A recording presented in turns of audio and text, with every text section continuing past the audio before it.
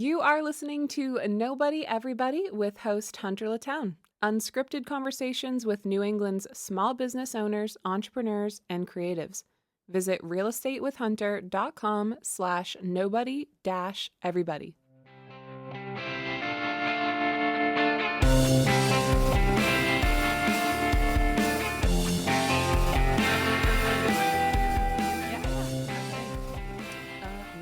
I'm so excited to have you on today because I think this will be very interesting.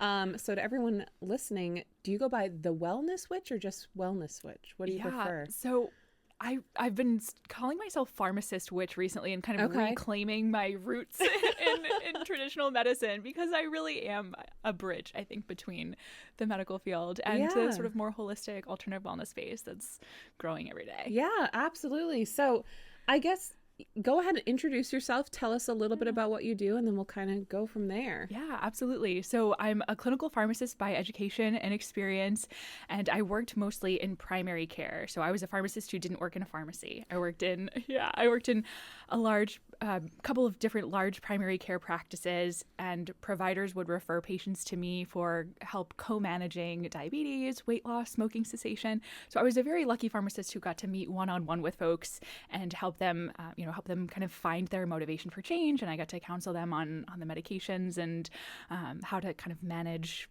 whatever the disease state was that we were co-managing together. And I loved so much of that work, building relationships with folks and seeing them, make gains and have positive outcomes. But I did start feeling like we were relying a lot on the medications to kind of address problems without ever getting to the root cause of them. Yeah. So for example, I was seeing young folks in their 20s and 30s who were seeing me for weight loss injectable medications, and I was prescribing them knowing that they would be on these medications indefinitely. Yeah. Because the data right now says that the weight comes right back when we stop them. And so it started to feel a little bit dissonant for me. And I realized, hey, there are so many ways that we can help folks find their inner strength and find healing and find actually get to that root cause. The medications can be a nice bridge. Yeah. But we don't have to be on them forever if we don't want to be. So when you say like the weight loss injectables, you mean like Ozempic, Mounjaro, right? Exactly. So I'm curious, because it seems like those really ticked up. I mean, not even a tick up, like completely went crazy in the last year or two. Yeah. Was that what you were seeing, or was it increasing before, even when it went kind of public? They've been steadily increasing for the whole time I've been a pharmacist. I remember when I first started, I think Trulicity was first approved in 2016. I could be wrong on that. And at first they were hard to come by. Insurances weren't covering them yet. And then as they became covered, more people had access to them, and they just kind of took off. Yeah. And part of that is we didn't have great medications for weight loss prior to that moment, right? We just didn't have anything that was super effective. These tend to be pretty effective. Yeah. But again, medication is not the only way to talk about weight loss. So it's been a steady increase with more approval, with more publicity, right? We hear about celebrities taking them. We hear about all kinds of folks taking them. So there's been a growing interest. Interesting. Because I have been curious if it was just like a media thing or if it was really that kind of a sharp increase. So that's interesting. Yeah, I think it's probably a little bit of both. It was an exponential kind of growth after some sort of slower. Yeah. So you're in this field and you decide that, is it that you're just not seeing enough of a holistic approach to it, as enough alternatives? Walk me through what that was like. So I had a couple of visits with folks. And again, I don't want to say that these medications are any kind of enemy or anything. I think I saw them help folks. I saw people's biomarkers come down, prescribed for diabetes. I saw A1Cs come down, blood sugar come down. I saw people losing weight. So there was a lot of good. But I was also having patients come into my office. I remember I had this patient who is a mother, and her she had lost the weight. She was, but she was in my office sobbing, right? Where I expected her to be, happy with this outcome. She said she just felt no joy anymore. And one might not have been related to the other, I don't know. But we know that these drugs are working on our desire. We know that they are curbing cravings for food. And we're seeing off-target effects that show us they are working on desire pathways. Perhaps the dopamine pathways, we're still figuring it all out. We're seeing people maybe drink less alcohol. We're seeing people maybe gamble less, right? So there are these seemingly beneficial things happening while folks are taking these medications. But to have your sense of desire shift is going to impact you in other ways too that maybe are not so desirable, to use that word. Yeah. So for her, like not where food had been a great joy in her life, it brought her no joy anymore, right? She had no desire for it. Or I had a musician in my office, again, like was responding really well to the medication in terms of his physical health. He didn't want to pick up his guitar anymore. Wow. Yeah. And, it wasn't always so profound. It wasn't always such, strong responses people were having. But they started to add up. And I started to think, well, I wonder how much of our propensity to gain weight has to do with the fact that we're not honoring our most basic desires, like what we really, really want for our lives. Like we're squashing that down. And then so if we take a medication that kind of further quenches or quashes that down, what are we left with? And so could possibly an approach to weight loss be kindling that innermost desire, that thing that we really, really want in our lives, and going that route. Okay. So how did you then move into, I guess, starting to test that theory? Yeah. So it was mostly for myself, I'll be honest. Not a bad way to start, right? Yeah. Absolutely. So I was obese myself. I was, I felt like a hypocrite every day. I was prescribing these medications and counseling people on what to eat and how to live their lives, right? And I was here obese. And so I realized that I'd known for a long time I wanted to make a change. I didn't have the energy to make a change in my life. But when I was ready, I chose not to take the medications. And instead, I went all in on like putting myself first in my life. And it was a story I heard from so many patients that I had who were managing diabetes or trying to lose weight, where they were putting everyone else first. They had, siblings or parents or children or whoever else. It was their job. They were putting everything else first, and their needs were coming dead last. And so their body was suffering as a result. And so I was guilty of that too, right? I was working 12-hour days. I was trying my best to support my patients and my family. And I was suffering. And so the thing that I started with is just claiming 30 minutes for myself every day, just to sit and have coffee. Just that, nothing else to start? That's how I started. Okay. Right? It was just time to be. Yeah. Where I hadn't really allowed myself to be before. Yeah. And it was hard at first, right? It's hard to do that. And it was also hard to sit in the quiet. I had found I'd gotten into this habit of anytime I was alone or anytime I was in silence, I would put something on my phone, like watch the same 3 shows on Netflix over and over. Like relatable. I can't tell you how many times I've seen Gilmore Girls. I mean, it's amazing, but I watched it too many times probably.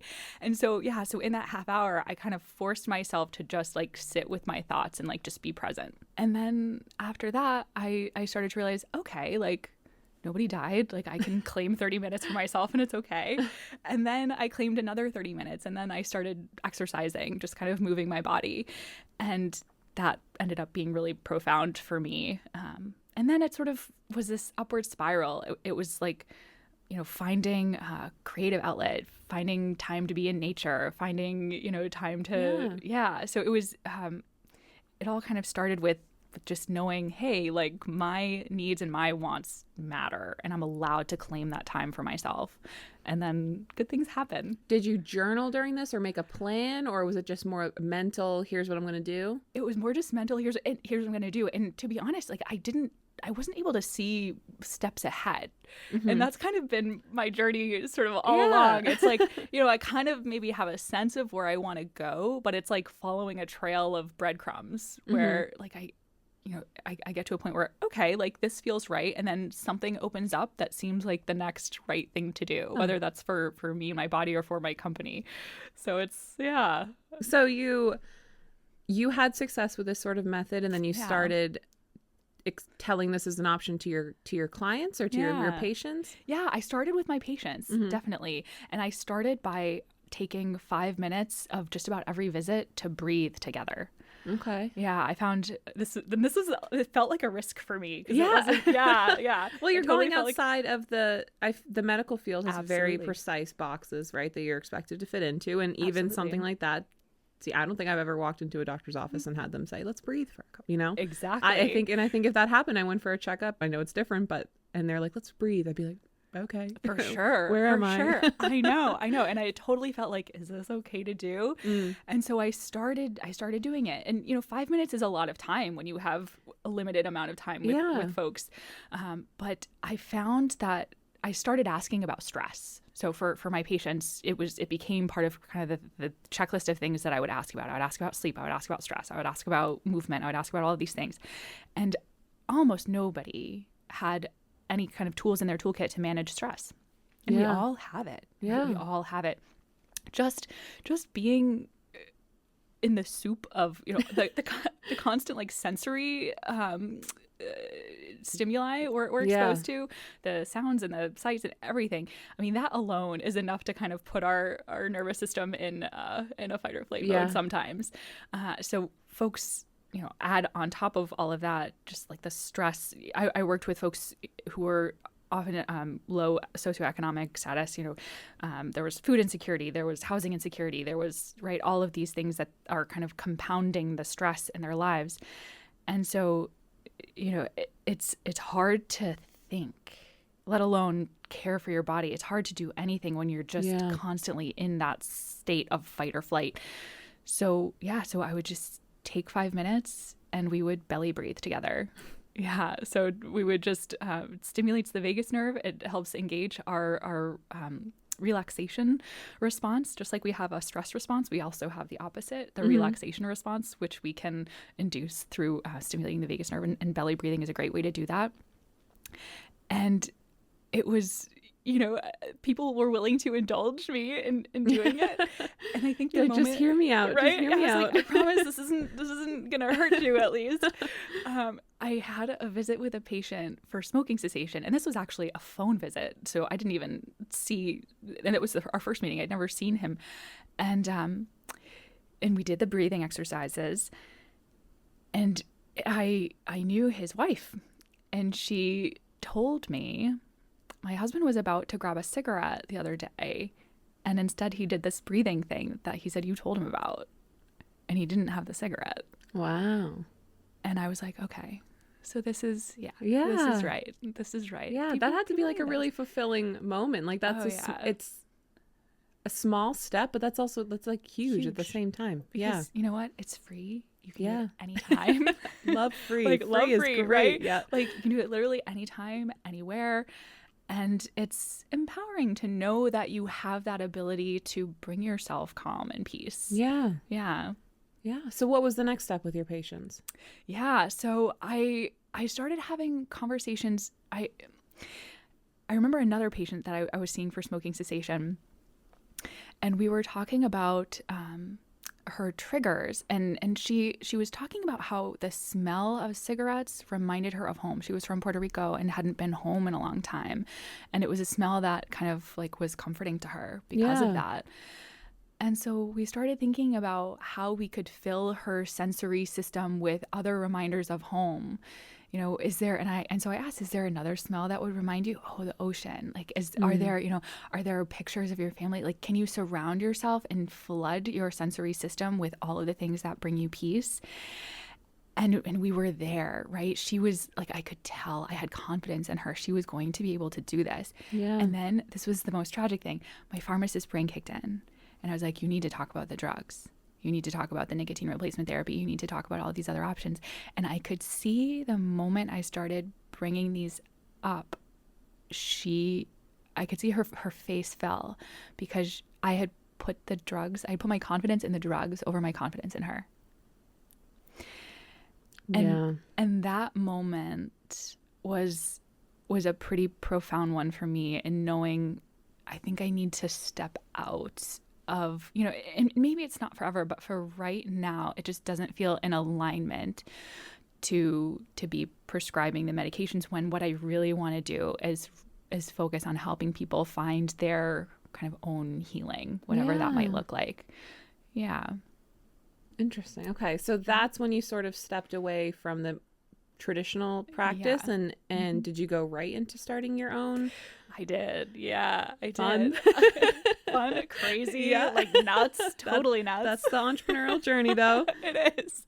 Exactly. Yeah. And I've been just kind of building since August, and it's a wild ride. Yeah. Because things have come up that I never would have expected. Because it's funny, when I first started my company, I was talking to other people who had done it, and I spoke to a friend who's a functional medicine nurse practitioner in Derry, or not in Derry, in Dover, New Hampshire, and she said that starting a company is like therapy on steroids, because not only do you have to kind of work through your blockages and figure out your own kind of stuff, but now your financial stability and security in the world depend on you doing that work. Yeah. What's functional medicine? So it's a more holistic approach. It's as far as I know, they have much longer visits with folks to really get to the root cause. I don't know how much spirituality plays a factor in it. I suspect not as much, but it is a long sort of information gathering process. Because so much of chronic illness, so much of illness in general, we might have someone who has these seemingly separate or disparate diagnoses. But if we really kind of home in, often the root is a common one. Yeah. So with functional medicine, that's sort of the basis for their work. Like if you're coming in with X, Y, and Z problems, let's really kind of home in on what the main root is and start there. No, that makes perfect sense. I recently read a very interesting book that kind of talked about that as, it was Good Energy. I don't know if you've read that. I just saw that title. Yeah. I think I need to read this book. Yeah. So it's very, but it essentially the main overall gist of it is, the vast majority of chronic illnesses and everything can all come back to one cause, and that's inflammation. And then inflammation, of course, can come while we're eating, stress, a million other things. But that was the root of that. So that whole explanation made perfect sense to me. So we met a couple weeks ago at a networking event, and standard networking event introduction. Hi, what do you do? And you go, I'm a witch. I'm like, I definitely heard you wrong. You're what? So the wellness witch. Talk to me about what that means in context to your practice. Yeah, absolutely. So I'll start by kind of sharing what it means to me personally. I found out early on that I'm descended from women who are hanged as witches, sisters who are hanged as witches. My grandmother was a genealogist. She was really, passionate about looking at our history. And so I sort of always knew that was in my lineage. Yeah. And then when I was at my second to last job as a pharmacist, and it just wasn't feeling right. And I knew I had to make a change. And so I left that job without another one to catch me. I wasn't necessarily leaving the field, but I knew that I had to leave that job. And in that time, I really started to become curious about spirituality. It's something that I had shoved way away from myself for a long time. Yeah. My dad was a very spiritual person, but he wasn't a safe person for me growing up. So I very much put all that at arm's length. And then it was in this moment of total, what's the right word for it? Being untethered. Yeah. Right. This moment in between jobs, not really certain of what was coming next for me, that I reconnected with a spiritual part of myself. I remember I was my husband and I had planned this trip to Florida, and we didn't plan anything except the flight and a rental car. We were just going to get there and kind of follow our feet. And I remember getting in the car and getting on the highway to go somewhere, anywhere.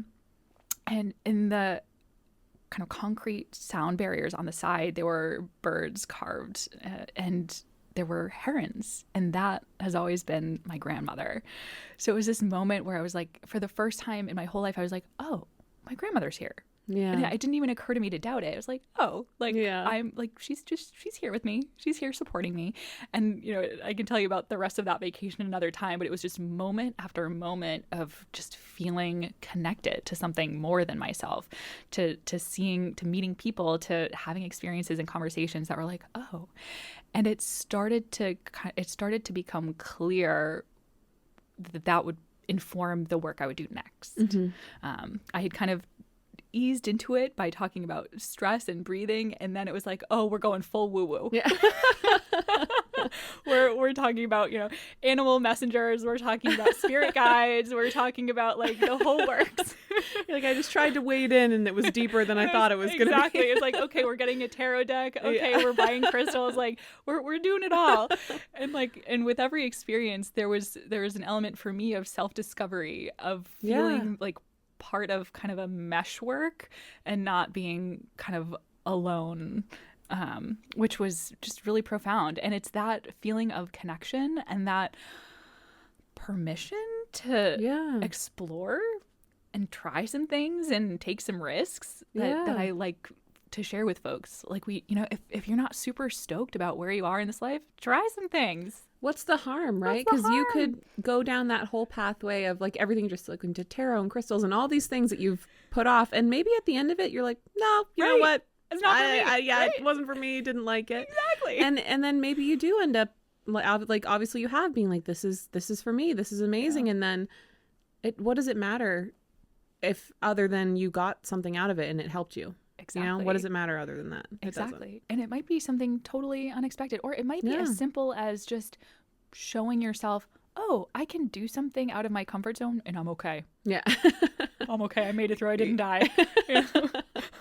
And I think like just sort of it's another way to sort of regulate our nervous system, right? To take those little risks. Yeah. Because it just feels scary and there are nerves, and then it's like, oh no, we can handle it. Yeah. Risk is important. I think adrenaline is important, and we don't have enough of it in our lives today. It's all, like you said earlier, it's this soup of stress and external stimuli, but none of it's actual risk or adrenaline or things that actually like get your blood going and make changes for you. Does that make sense? That makes perfect sense. Just it's a lot of it's pointless. Yes, exactly. And we have a fixed energy budget. I don't know. I wonder if they talk about that in the book Good Energy. Maybe. Yeah. I follow this researcher out of Columbia University named Martin Picard, and his whole thing is looking at energy in the body through the lens of the mitochondria, which are the little organelles in our cells that convert food substrates to ATP, which is the molecule that powers just about every process in our body. The powerhouse of the cell. The powerhouse of the cell. Solid meme. Exactly. That's right. Yeah. So he, in kind of looking at that lens, he talks about how we have a fixed energy budget. And we know that because if we eat a whole bunch more food, it doesn't give us a whole bunch more energy. In fact, we have to expend energy to store the excess. And so, thinking about what energy goes to, a whole lot of it goes to our thoughts. Yeah. A whole lot of our energy goes to our thoughts. Our brain is 2% of our body mass, but it takes 20 to 25% of our overall energy. And if we're constantly ruminating on stressful thoughts and self-doubt and self-criticism and the whole spectrum of like thoughts that don't help us all that much in the end, that's energy taken away from doing things that really fill your cup. From things that really bring you joy and peace. Yeah. So how are you incorporating the like quote unquote more witchy things into the practice? So for me, witchiness is a mindset. And like just about anything can be witchy if you want it to be, right? Like I found even just like putting my dishes away can be witchy, because it's like I'm doing it with the mindset to like clear my external space, which is helping me clear my mental space. Or, like I like to do like arts and crafts projects sometimes. And that can be very meditative, right? Going in with the intention, like I'm going to, create this like clay, whatever it is, as a way to kind of give energy and physical life to something that I'm trying to manifest, right? It's any, like literally anything can be witchy. Sure, you know, there are kind of like the tropes, the crystals and the tarot cards and all of that is super fun. But it goes beyond that for me. Yeah. It's the ability to be curious about yourself and to feel connected, right? I think about food has been a big thing for me in my journey. Food for a long time, and the way I pitched food as a pharmacist and diabetes educator, it was all like, oh, let's think about the macronutrients and let's limit the carbs and the protein. And now for me, food it's like a collaborative act. It's like, let me look at this eggplant. Let me think about the stories and the lore, how this eggplant grows. What am I taking in when I'm eating this eggplant? And like the energy of this food is going to now become part of me. And it becomes so much more exciting and fun, I think, at least for me, to think about life that way, rather than as like a chore or, I have to limit this or only eat this because it's healthy. But like, no, I get to explore and I get to see what things feel like. It sounds to me, I mean, so if you have a home garden and you've grown whatever it is, it could just be, you only grow tomatoes. It doesn't need to be a big garden. When you harvest those and eat them, they're so much more delicious and satisfying than anything you'd ever bought in the store, right? Because you grew them yourself with intention and love, exactly. Yeah. And obviously not all of us, we can't have that with everything that you eat, right? Unless you've got a whole homestead farm going, you're never going to have that with everything you eat. So that sounds to me like, I guess, replacing that portion of it, that you grew your own food, that sort of life cycle of it with intention and I guess just taking things a little more slowly. Does that make sense? Because that's that's how I'm sort of interpreting it. Yeah, absolutely. With intention, yet slow intentionality. And I think you hit on a really important thing, like the love, right? When you're nurturing a garden, I mean, there's so much love that goes into that. But we can infuse love in everything we do, in our interactions with other people. One of the things I like to talk about is how we can all be pretty mirrors for each other, and really, right, and really kind of intentionally find what we love about someone else and then tell them and then share that with them, because it helps us all to know our beauty and our strengths, and like sharing it in love, I think just helps us come back to each other. You mentioned manifesting. How important is that a role in what you do? Yeah, I mean, I think it's everything, right? We are manifesting our lives at every moment. So and that's where intention comes in. I think manifesting has a few different components. There's, I like to think that it starts with our soul, right? There are things that we want, that we've wanted from the time we're born. The idea of desire, like if you look at the root of the word desire from French, it's désir, right? Your last name is French.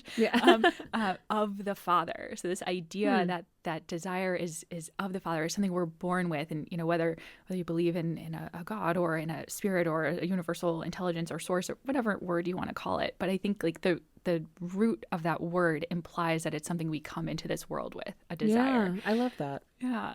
So if it starts there, then our mind can really help us put that desire into thought, into an idea that we can perhaps see.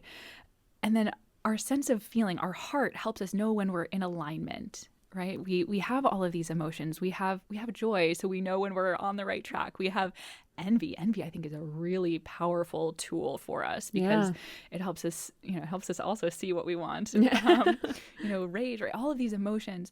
And then, so we have kind of we have our soul, our desire, we have our minds to help us see it, we have our emotions to help us feel it, and then the physical part, the action comes, right? Our physical body.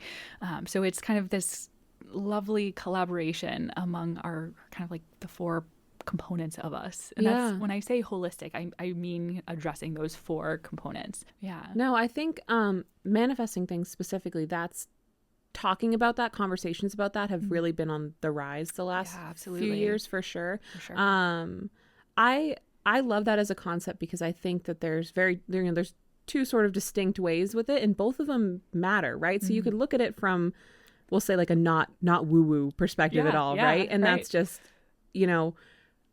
if you think every day about this is what I want, then you're sharpening your actions towards it, your goals, right? It's on your mind. So you're going to be making moves in your life to get you to that goal, right? Absolutely. Period. You can't deny that that's going to work. And then you can look at it again from the more spiritual perspective, where I had a guest a couple months ago and we were talking about how, maybe we're through manifestation, tuning ourselves into the reality that we want to be in. Mm-hmm. Right? Yeah. So I love that as a concept, and I think that should continue to grow because there's so many different ways to look at it, and they're all generally all beneficial. Absolutely. Right? The negative one I've seen floating around is like, well, if you think of something bad that's going to happen, then you're going to cause it to happen.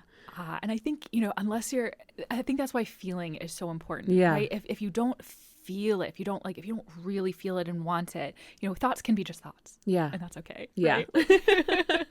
it's fortunately there are stop gaps, I think. And it's I think really beautiful to think that we have this agency in our lives that we can bring about. We can bring about what we want.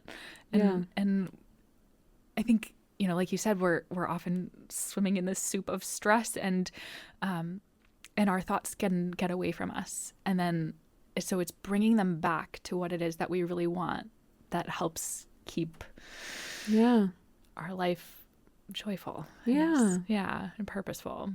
So you're like your typical patient now. What is their journey looking like? And are they coming to you because they are seeking out someone who has this approach, or because it's like a last resort, or what does that look like? For a lot of folks, it's a last resort. I mean, there are definitely folks that I've met with who are like woo-woo curious, or have their own, right? They have their own practices, and they're like, okay, but I think the folks I've been targeting have been people like me who came from a more kind of analytical background and are just finding that it's not working, right? It's not helping. So kind of being able to be open-minded and curious about what else is out there. And you had told me before too that part of what you do is connecting them with other practitioners. Can you talk a little bit more about that? Yeah, absolutely. So in my own kind of like self-discovery, I've found other really interesting approaches that have helped. So you wouldn't necessarily think that astrology would be helpful on a weight loss journey. I think it is. I love astrology. I love astrology, right? We can get into that after you answer this question. Please, yes. So I met with an astrologer who I now, encourage people to visit. And the whole, my takeaway from having my birth chart read, it was, okay, I am just exactly where I'm supposed to be right now. My chart says it. So if I'm not feeling like I'm far enough along, or if I'm not feeling like I'm good enough, or I'm not feeling this or that or whatever, I can lay all of that down because I'm right where I'm supposed to be. And I can love myself just as I am. And that's not at odds with wanting to change. Like with, because that if I want to change, well, that's coming. I'm manifesting that, right? But I don't have to continue to carry any guilt or blame or shame, because the journey that got me here, right? And I think about this in my own weight loss journey, the journey that got me to the point where I was feeling so uncomfortable that I really wanted to do something. Well, that whole journey has informed my work now. Right? I needed to have those experiences. That was exactly right for me to be able to kind of move forward in a really meaningful way for me professionally. I swear I'm on like some wavelength the last couple months, because I've had my guests on the podcast, like you guys have all, I'm finding people just in random places, but I've talked about this concept so many times now. It just keeps coming up. And I'm just, it's like the universe, it's putting obstacles in your path so that you learn something from them, because you need to learn that for your next step. And like this keeps coming up, so I'm like, it's just proving it's just cementing this idea more for me. Do you have like thoughts about what you think is coming for you, or like what your challenges are? I mean, I know for me, I'm very career focused right now, right? And the big question for me is what's going to be next? What's the big? I think there's a very big project in my career on the horizon. And I have all these, I'm in real estate, I do this, I'm an author, I have a small business. And I think everything that I'm learning from all of those is just funneling into my knowledge bank for whatever this next big project's going to be. And every mistake that I make in all of these, I am telling myself and reminding myself that it was a lesson because I needed to learn it so that I can be better next time. Right? So yes, right. I just don't know. I don't know what it is yet. Following the breadcrumbs. Yeah, exactly. Following the breadcrumbs, leaving yourself open and taking the risks, right? Like, exactly. I mean, every person that you have on your show is a risk. Yeah. Right? I'm sure one day I'll be like, ooh. Yeah. Right? Yeah. Like it's so awesome to think about. I want to talk more about your thoughts on astrology. So, because I've always found it to be just fun. Right? Like just so at the end fun. of the day, oh my God, it's fun. And I have people in my life who, oh, it's stupid. Why do you? It's not real. And I mean, first of all, I don't think it's an exact science, right? But it's fun and it adds some magic to life. Yes. And I do think that there's a lot of truth to it for sure. But at the end of the day, it's the same as how you look at like manifesting or these witchy things, right? Regardless of what you think of it, are you getting something beneficial out of it? Yes. Great. That's exactly it. Yeah. And it's just fun. And it's just you can't tell me, even if you don't believe in it, you can't tell me it's not fun. Exactly. It's like there's this whole cosmic story that yes, I can exactly. I can read. It's amazing. How cool is that? Yeah. And I like to think, thinking about it from a healing perspective, right? I think about astrology. I think about like ancestral healing. I think about even tarot and how even if you don't believe in them necessarily, there is something to be gained from just an intellectual level because it removes the ego, right? When we think about astrology, it's like we can entertain these ideas, these thoughts, and it has nothing to do with something that you've done in this life that's wrong or bad. It's in your chart. Yeah. Right? The book was already written. The book was already written. Or ancestral trauma, right? Like it's nothing you did wrong. You're carrying the history of your ancestors. You're carrying this, these burdens that have gone unresolved, right? And it's not your fault, but let's talk about these ideas. Or even tarot, right? Even if you don't believe in them as like a tool for divination, you can ask a question. Some of my favorite questions to ask tarot are, what have I not considered in this situation? Or what would help me moving forward to navigate X, Y, and Z? And I'm going to pull one of 78 cards, and it's inevitably going to give me a different perspective, perhaps, than I would have considered on my own, just thinking in my swirling brain. Yeah. Right? And so and I think in so much of the woo-woo, we put the ego aside so we can actually talk about things that will move us forward and help us heal and grow. And it's all fun. Yeah. It's all just fun. And I love that as because what's the difference really from, for instance, if I could have a business idea and I'll put together a little blurb and feed it into ChatGPT and say, poke holes in this and tell me things that I'm maybe not thinking of. I love that. But what's the difference from, but what would be the difference from asking, like tarot cards or whatever, and then then I can sit with myself and think, okay, have I looked at it from this perspective, right? And now think about it in that way. So, and it's really not all that different. At the end of the day, I'm using it to further my idea. Exactly. Exactly. And to perhaps give you a different perspective. Yeah. Because we tend to be pretty myopic, we have a unique lived experience and it informs how we perceive everything. So to have the ability without, bothering another person, to have the ability to get another perspective or another take, it's only going to expand our consciousness, our ability to consider. What was your, I guess, number one take from your full astrology chart? Oh, yeah, that's a good one. So I'm a Sagittarius sun and rising. Oh, I'm a triple Sagittarius. You are not. I am. Stop it. I know. Fascinating. I'm a Taurus moon. Okay. Okay, so this is interesting. Cool. Okay. Cool. Very cool. Okay. The hand rubbing together. No, wait. When's your birthday? If you don't want to say. November 29th. Okay, that's my mom's birthday. Oh, I'm the 22nd. We're on a wavelength here. We are. We totally are. That's so funny. Yeah. So, according to my chart, like one of the things, it's like I'm supposed to put myself first, and it's come up. Yeah. It's coming up. It's coming up. And I there is a way to do that isn't selfish. I think. So it's like navigating that balance between like shooting my arrow, Yeah. and like doing me this life, but also doing it in a way that that like honors the part of me that just wants to connect and support and draw people together. If that makes sense. Yeah. How about for you? So first of all, I want to go to someone who can like professionally read it for me, because all I've really gone off so far is different, online. Tell me the whole thing. I would love, I'll definitely get that name from you later.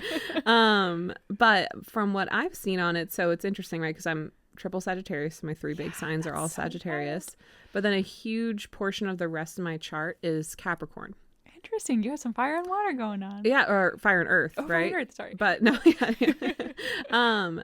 And I feel like that couldn't possibly make more sense, because I personally feel like half of me is the Sagittarius of I got to do the next thing. I love to travel and philosophy, and I've, just bouncing around from one thing to the next. And then the other half is, like I just said, my career is my whole focus right now, and those are very Capricorn traits. Yeah. So I'm like, I'm seeing it there in real time. Yeah. And what's funny is, so my fiance, he's like the opposite. He's a Capricorn sun, and then a huge portion of the rest of his chart is Sagittarius. Really? So I'm like, at first on paper we're not a good match, but then when you look at the full chart, it's kind of like, oh, every weakness that I have is, he doesn't have that. It's just true for my husband and me too. Yeah, it's interesting. After I looked at it, I was like, this is a little spooky, actually. Yeah, that's really fun. Yeah. Do you feel like the kind of big business venture on the horizon will be in partnership with him?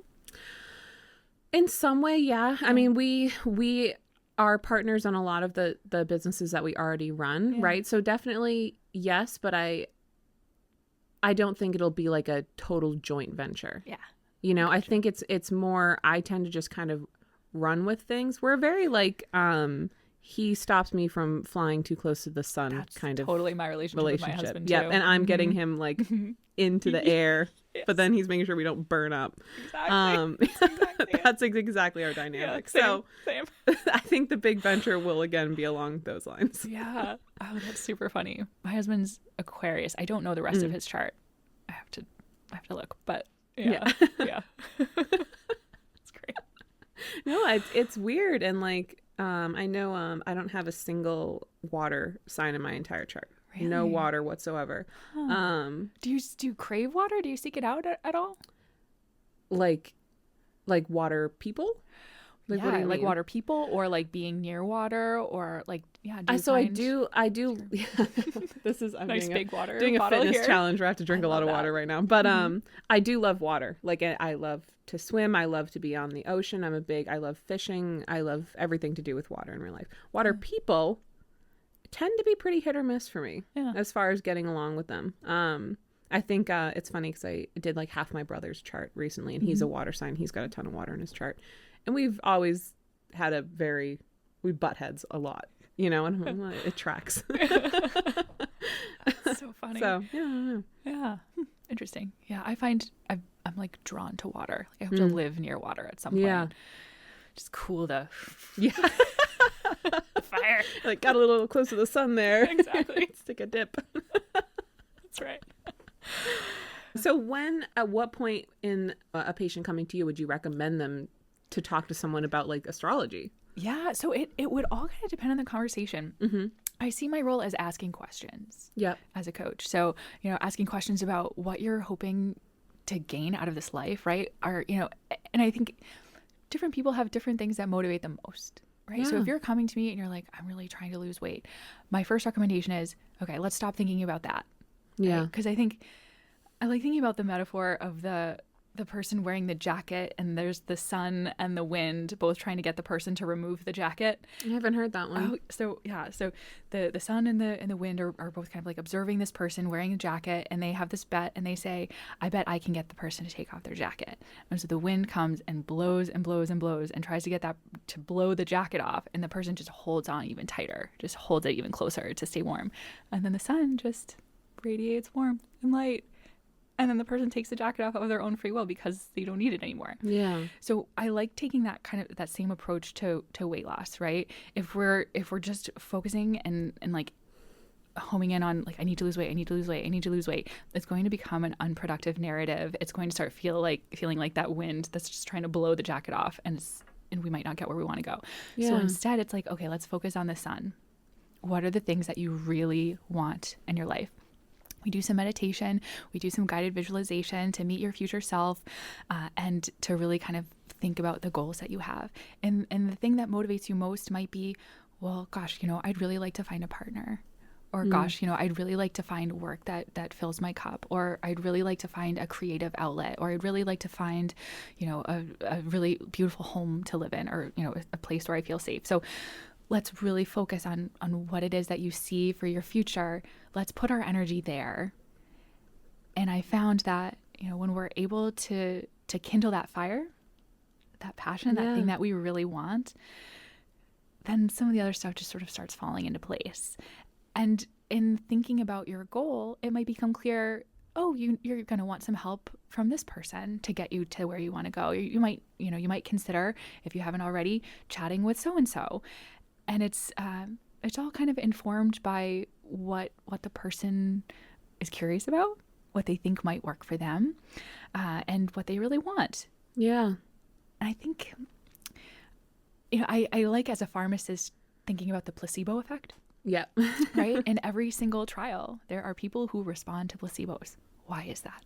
I don't know. But what my hunch is, is that when we have kind of the sort of 4 aspects of ourself on board, when we're kind of feeling like a desire for it at our soul level, when our mind is on board, right? I like to think that people who respond to placebos, perhaps, it made sense in their brain why the drug was going to work, whether they were getting an active ingredient or not. They had their mind on board. Maybe, their emotions, right? Their heart was on board. A provider, they felt really cared for and supported by the provider that was giving them the medication. And then, their body responded in a physical way to it. So that's kind of my hypothesis, when do placebos work? And so by that measure, I mean, just about anything could be healing to someone if you find that alignment. And how do you find that alignment? Well, you try some things, and you find the people that you feel are supporting you, and you learn. The thing that I really love about that is, what's the risk? What's the risk? Because in today's world, and this is something else that book, Good Energy, goes into very in depth, is the medical establishment today is focused on treating symptoms and not the root causes of things. Exactly. And frequently that is throwing medications at the problem, right? And whether that's weight loss injectables or a million other things. And regardless of if it's a drug that's been around for a while and is considered very safe, there's always going to be risks. Always going to, you don't know how you're going to react to it. You don't know what else it's going to do to your body. There's always a risk with that. What is the risk with your approach? I mean, worst case scenario, you spent some time doing something that didn't work for you, which I think it's pretty unlikely that it doesn't work at all. But there's no risk to trying that method. So I don't understand why. Well, I do understand why, but this should be step 1. You know what I mean? I feel like this should be step 1. And if this doesn't work for someone, okay, now we need to bring in, some drugs, right? Now we need to bring in something that's got a little bit more of a punch, I guess. Yeah. Doesn't that make sense? Yeah. I think for some people, absolutely. I do, I will say there are folks that I've met with who, like, I remember having a patient who felt so self-conscious. She didn't feel comfortable going to the gym. She didn't feel comfortable exercising, and started one of the weight loss injectables and lost 50 pounds, and then was able to start have the confidence. That's a good point. So, I think keeping it open, different paths are going to work for different folks. Yeah. And isn't that just life, right? Yeah, very true. Yeah. So I try to leave space for all options. That's exactly it, right? Is you should have all the options at all the times. It shouldn't be. That's right. That's what it needs to be. It's not. You always have all of the choices. Here's all the options the whole time, and not just as a last resort or whatever. Exactly. That's where it needs to be. And nothing has to be forever. Exactly. Nothing has you can start something. You can try something, reflect on it. Yeah. And you can always pick another path. Right. We're not we're not slaves to anything Yeah. if we don't want to be. Yeah. Yeah. I saw on your website, so you offer a spell book. Yeah. I'm curious. Tell me more. So it's my journey. It's about my pathway from the medical field into the world of the witch, and some of the things that I found helpful in my self-discovery along the way. So you'll see in there, there's a section on color magic. And I love color magic because you don't have to buy anything. What's color magic? So color magic, the whole idea is we have associations with different colors in our subconscious, right? So some of them are unique to you based on your lived experiences, and some of them seem to be more common, right? Like the idea that like the color white might be associated with like innocence and youth, and right, it's Okay.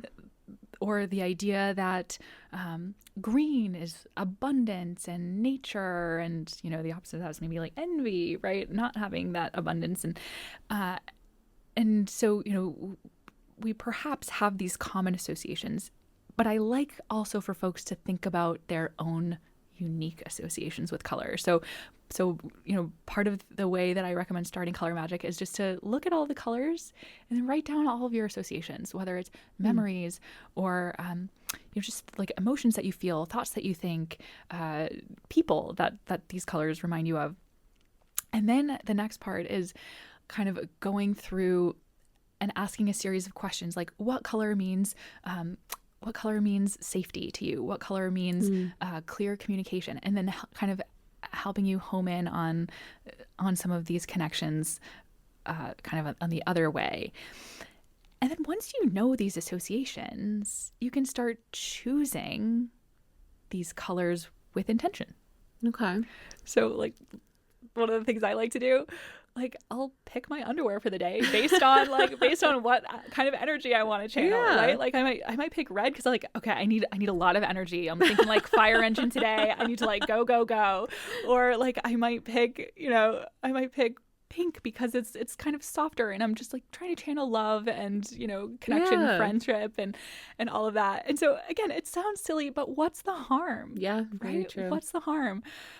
Nobody has to know. And nobody has to know but you, Yeah. right? And now everybody listening. but yeah, it's just using that beautiful brain of yours to focus your energy on what you want to bring about. Yeah. So what else? Yeah, On top of color magic. So other things in that book. So one of the things I recommend is a date with the 4 elements. Ooh. So think about lighting some candles, that'll bring in the fire element. Think about having a bath, that'll bring in the water element. Like make yourself a nice meal, maybe have a glass of wine, you're connecting to the earth, maybe you're lighting some incense, or just taking some nice deep meditative breaths for the air. Yeah. And it's you find that in doing all of that with intention, or you can start with one at a time, you're going to learn some more about yourself, and you're going to learn more about your collaboration or your co-creation with the elements. And again, worst case scenario, you've taken a lovely bath with candles and a nice meal. Exactly. Exactly. And it's fun, right? The whole thing is this can be fun. Like weight loss doesn't have to feel like the wind trying to blow your jacket off of you. It can feel like the sun and warm and love and support and connection and natural. It can just feel good. It's allowed to be that way. Yeah, so the book is full of all kinds of just little things that they're all challenges by choice. But you'll read my story and like what I've experienced personally, and then room for you to try some of it out for yourself if it feels right. I saw also on your website woo weight loss. That's hilarious. By the way, we're leaning into the fun of it. Yeah, do it. Right? I saw that and I was like, nailed it. That's hilarious. Lean right into it. Exactly. Yeah. So the Woo Woo Weight Loss is a program I'm co-hosting with actually several other folks, but one of my friends has a wellness center in North Andover, Massachusetts, and her healing modality is called the harmonic egg, which is a unique modality all on its own that you can investigate. But the idea of this weight loss program is that each week, not only are we, doing a nature walk to connect to your body, to connect with the earth, and also I'm calling them like contemplative witch crafts, which are really just like low lift, anybody can do them crafts that you're doing with intention to grow in some way. And then each week is also a different healing modality that you'll be introduced to, like astrology or Reiki or holistic nutrition. So. And is this like here's the framework, do it yourself, or is this something you're hosting? So hosting. Yeah. Okay. Yeah. Very exactly. cool. So we kind of shepherd you along and make you feel supported in a community of, other women who are engaging in this kind of self-discovery, this curiosity, and we can all support each other. Have you run this program before, or is this just getting started? Yeah. Exciting. When is it getting started? Monday. Oh, okay. Right around the corner. Yeah. So it's exciting. It'll be fun. Yeah. That's awesome. Do you have plans to kind of do that as like a regular thing? Yeah. Or? Yep. We'd love to like, as long as it works, right? As long as people are feeling good about it, we'll continue on. Yeah. So what's the vision for the future of the practice? Yeah. So I'd love to create other containers like this. So, right, this one has the focus on weight loss, but I think, having a safe space to explore in other areas of our life, like financial wellness, I think is a big one. Yeah. And so to bring together people and practices that help people heal money wounds. I think a lot of us have, especially women, right? We have often some barriers to financial fitness and wellness, but we can pull together the woo and the very practical, right? We can have a financial advisor come in and talk to us. We can have someone who has a more spiritual connection with money and has found a way to kind of navigate the space from that perspective, come in and talk to us. So building a program like that, or another one that we're thinking about is like bringing sexy back. And like really like connecting to yourself and your power and your confidence, and like feeling sexy, like all the ways that we can build that, from the kind of the woo-woo and the very practical, right? Like a boudoir photo shoot is a huge way to kind of like step into your power as a person. Yeah. And it's fun. Yeah, why not? Right? Exactly. I feel like having that combination of, quote unquote practical, I guess, or more just traditional, right? And holistic and trying something new, and maybe it's a little bit out there. I think that combination is how we're supposed to be living. Yeah. That's how we're supposed to live, right? If you can't go completely in either direction, because you're going to be missing something huge. And right now seems like we're just fully, as a society on this traditional side. And because it's still exactly woo-woo, that's a term for a reason, right? A lot of this is very woo-woo to the main, in the mainstream. Exactly. And I don't know what it takes to change that, if it's just continuing to bring it in like you are, right? Where you're bringing these ideas into a very professional setting that's going to be palatable for a much wider range of people. And you're doing it too. Conversations. Yeah. Right? I just think conversations are so important. Like, Absolutely. What are we doing? There's nothing that I have no problem having a conversation with anyone. I like hearing people's weird ideas or conspiracy theories or things that are a little bit outlandish, and doesn't mean I'm going to agree with them. And I might walk away from that being like, well, I don't want to talk to that person anymore. Right. But every guest I've had on here, I've learned something from, and there hasn't been anyone so far where I felt like I didn't learn anything. Exactly. So why are we afraid to have conversations in today's society? That's like the biggest scourge, I think, in my opinion. Yeah, I agree. Yeah. And I think, being able to hold space for that, right? Like you've done, I think that's how we step forward. It's being willing to be curious, compassionate, and then hold a safe space where people can chat. Yeah.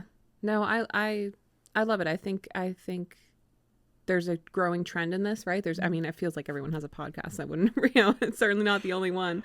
But I love that, because I think, the whole concept of this, right, is that you have something important to say, and you don't need to be a celebrity or a, quote unquote famous person to get what you have to say out there, because what you have to say is just as important, if not more important, than a lot of those people. I love that approach, right? We all have the unique lived experience that we've and we've learned things. Inevitably, we've learned a whole lot, each of us, along the way. So being able to feel comfortable sharing that, even if it seems a little bit wild, that's so valuable. Yeah. That's how we connect back to each other. I really do think, I've said that a lot, but I think that's when we feel whole. Yeah, and doing this sort of thing, that's how you connect with people who think the same way as you. Right? Yeah. That's how you find your tribe, because you're putting it out there. Here's what I'm open to. Yeah. Come find me. Yeah, you know? exactly. And it does take yeah. courage to be like your authentic self, right? Yeah. I mean, gosh, I think back to the first time I introduced myself as a witch. I was like, what's gonna happen? I don't know. But it's like, I have to just do it. I have to just do it, because it feels authentic. It just is me.